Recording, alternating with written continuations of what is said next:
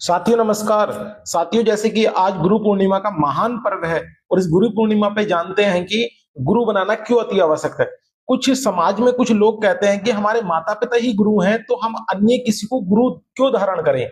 मगर हमारे पवित्र धर्मशास्त्र इस विषय पे क्या कहते हैं। माता पिता हमारे लिए आदरणीय है, मगर माता पिता से भी बड़ा कोई गुरु है। आइए जानते हैं इस विषय में हमारे पवित्र ये धर्मशास्त्र क्या बता रहे हैं। देखते हैं इन धर्मशास्त्रों के अंदर।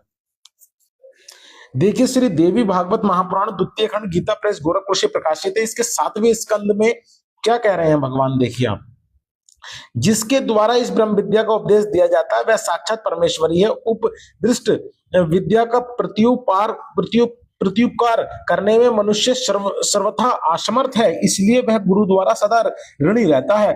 ब्रह्म जन्म प्रदान करने वाला, ब्रह्म तत्व का साक्षात कराने वाला गुरु माता पिता से भी श्रेष्ठ कहा गया है, क्योंकि माता पिता प्राप्त जीवन तो नष्ट हो जाता है, किंतु गुरु द्वार प्राप्त ब्रह्म जन्म कभी नष्ट नहीं होता। हे पर्वत, अर्थात उन गुरु से कभी द्रोह नहीं करना चाहिए इत्यादि वचन वेद ने भी कहे हैं।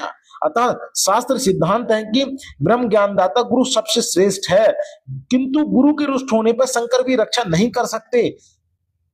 पूर्ण प्रत्ययन से गुरु को संतुष्ट करना चाहिए, तन मन वचन से सर्वदा गुरु परायण रहना चाहिए। यहाँ पर देखिए कहा गया, साफ साफ कहा गया कि तुम माता पिता से भी श्रेष्ठ कहे गए हैं, क्योंकि माता पिता से प्राप्त जीवन तो नष्ट हो जाता है, किंतु गुरु द्वारा प्राप्त जीवन ब्रह्म जीवन कभी नष्ट नहीं होता। इसलिए माता पिता से बड़े हैं गुरु।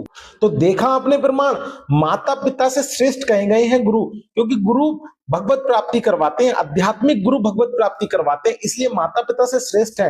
गुरु बिन वेद पढ़े जो प्राणी, समझे न सार रहे अज्ञानी। इसलिए मानव जीवन में गुरु का होना अति आवश्यक है। इसलिए समय रहते गुरु बनाइए, समय रहते। आज इस वर्तमान में पूर्ण संत रामपाल जी महाराज धरती पे विराजमान है। मानव जीवन को सार्थक कीजिए संत रामपाल जी महाराज जी से जुड़कर। सत साहिब जी।